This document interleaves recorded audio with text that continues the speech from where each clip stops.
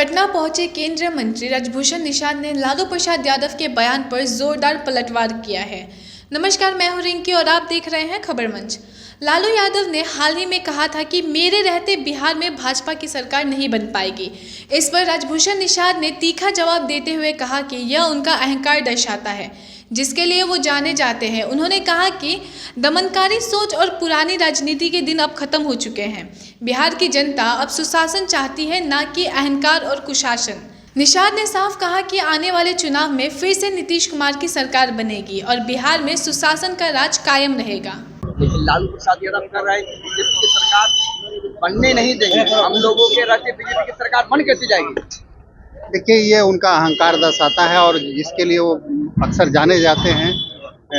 दमनकारी और जिस तरह के विचार का वो पोषक है, बिहार की जनता वो बर्दाश्त नहीं करेगी और आने वाले दिनों में पुनः एक बार नीतीश कुमार जी की सरकार बनेगी और बिहार में सुशासन का राज्य कायम होगा। लालू प्रसाद यादव अपने बेटे तेजस्वी को मुख्यमंत्री बनाने की बात कर रहे हैं। इस पर राजभूषण निषाद ने इसे ख्याली पुलाव करार किया।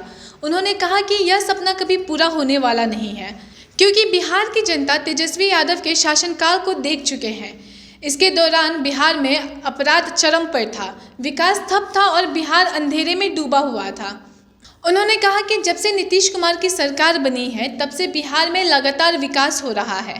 कानून व्यवस्था मजबूत हुई है, सड़कें बनी है, स्वास्थ्य सेवाएं सुधरी है और सभी क्षेत्र में बिहार आगे बढ़ रहा है।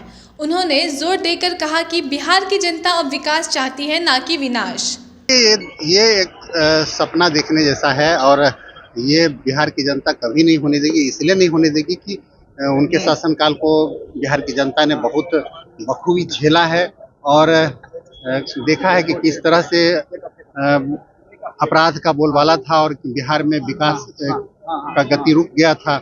और जब से सुशासन की सरकार बनी है, आदरणीय नीतीश कुमार जी की सरकार बनी है, तब से लगातार बिहार में विकास हो रहा है। चाहे आप किसी भी क्षेत्र की बात कर लें, चाहे वो कानून व्यवस्था की बात हो, चाहे आप रोड की बात हो, स्वास्थ्य क्षेत्र में बात हो, हर क्षेत्र में लगातार बिहार विकास किया है और बिहार की जनता को विकास पसंद है, विनाश पसंद नहीं।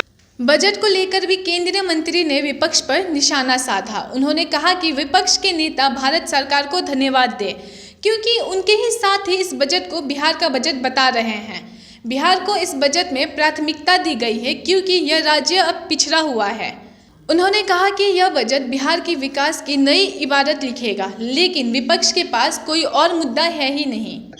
बिहार के जो विपक्ष के नेता हैं, उनको इस बात के लिए भारत सरकार को धन्यवाद देना चाहिए कि उनके ही विपक्ष के साथी दूसरे स्टेट के साथी इसे बिहार का बजट कह रहे हैं और इसलिए बिहार वासी होने के नाते उनको भी सरकार के प्रति आभार व्यक्त करना चाहिए। निश्चित रूप से बिहार क्योंकि बहुत पिछड़ा राज्य रहा है, इसलिए बिहार को प्राथमिकता में रख करके ये बजट बनाया गया है। बिहार के पर विशेष ध्यान दिया गया है, इसलिए विपक्ष के पास कोई चूंकि मुद्दा नहीं है, इसलिए वो इस तरह की अनर्गल बात कर रहे हैं।